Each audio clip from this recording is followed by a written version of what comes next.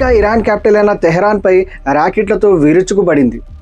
అది కూడా ఎక్కడంటే ఇరాన్లోని అతిపెద్ద క్రూడ్ ఆయిల్ స్టోరేజ్ ట్యాంకర్లపై వేయడం జరిగింది.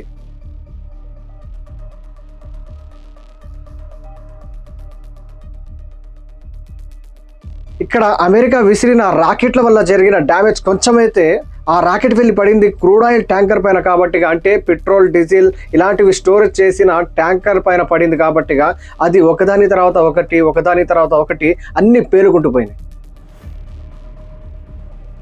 దీనివల్ల ఇరాన్ క్యాపిటల్ అయిన తెహరాన్ సిటీ అంతా దట్టమైన నల్లటి పొగ మొత్తం వ్యాపించింది. అయితే ఈ బ్లాస్ట్ జరిగింది రాత్రి.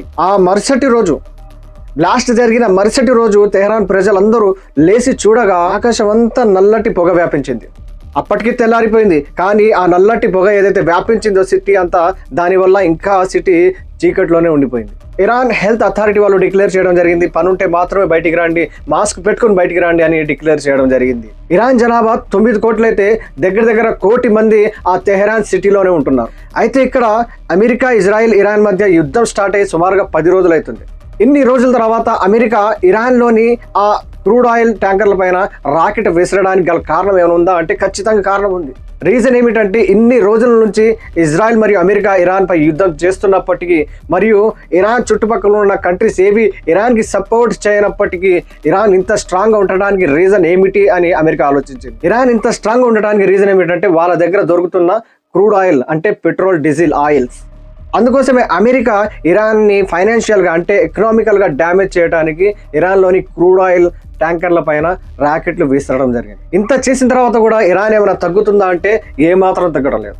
ఇంకా రిటర్న్గా ఏం చెప్తుందంటే ఇంకా కంటిన్యూగా 6 నెలలు వార్ చేసే సత్తా మా దగ్గర ఉందని ఇరాన్ ప్రకటిస్తుంది. మరోవైపు అమెరికా అధ్యక్షుడిపై వ్యతిరేకత పెరిగిపోతుంది.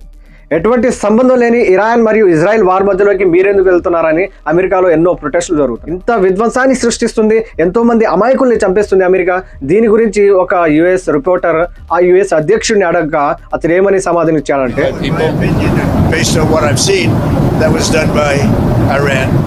ఇది మేము కానీ ఇజ్రాయెల్ కానీ చేసిన అటాక్ ఎంత మాత్రం కాదు. ఇరాన్ ప్రజలు ఇరాన్ గవర్నమెంట్ పై సింపతి చూపించాలని ఇరానే వాళ్ళ మీద వాళ్ళే వేసుకున్నారు ఒక రాకెట్ అని చెప్పడం జరిగింది. అంటే ఇరానే స్వతహాగా దగ్గర 150 పసిపిల్లలను చంపుకుంది అని యుఎస్ అధ్యక్షుడు చెప్పడం జరిగింది. చూడండి, ఇంత విధ్వంసాన్ని సృష్టించాడు, మరియు అతని జవాబు చూడండి ఎంత కేర్లెస్ గా ఉంది. అంతమంది చిన్న పిల్లలు చనిపోయిన తర్వాత కూడా దాని యొక్క ఆన్సర్ ఈ విధంగా ఇస్తున్నాడు అమెరికా అధ్యక్షుడు. అయితే మరో విషయం ఏంటంటే ఈ వార్ వల్ల ఎఫెక్ట్ ఓన్లీ ఇరాన్, ఇజ్రాయెల్, అమెరికానే అవుతున్నాయంటే ఎంత మాత్రం కాదు. ప్రపంచవ్యాప్తంగా అన్ని దేశాలు దీని వల్ల ఎఫెక్ట్ అవుతున్నాయి. ఎలా ఎఫెక్ట్ అవుతున్నాయి దీని యొక్క రీజన్ కూడా మీకు చూపిస్తాను చూడండి. సుమారుగా 52,000 మంది ఇండియన్స్ మిడిల్ ఈస్ట్ లో జాబ్ చేస్తున్న 52,000 మంది ఇండియన్స్ ఆ మిడిల్ ఈస్ట్ ని వదిలిపెట్టి అక్కడ నుంచి స్వదేశానికి రావడం జరిగింది, అంటే ఇండియాకి రావడం జరిగింది. సుమారుగా ఒక్క వారంలోనే 52,000 మంది ఇండియన్స్ స్వదేశానికి వచ్చారంటే ఇంకా ప్రపంచ వ్యాప్తంగా ఎంతమంది మిడిల్ ఈస్ట్ ని వదిలిపెట్టి వెళ్తున్నారు ఒక్కసారి గమనించండి. ఇక్కడ అసలు విషయం ఏంటంటే అంతమంది మిడిల్ ఈస్ట్ ని వదిలిపెట్టి వస్తున్నారు కదా, మరి అంతమందికి ఎంప్లాయ్మెంట్ మనం కల్పించగలమా అనేది అసలు విషయం.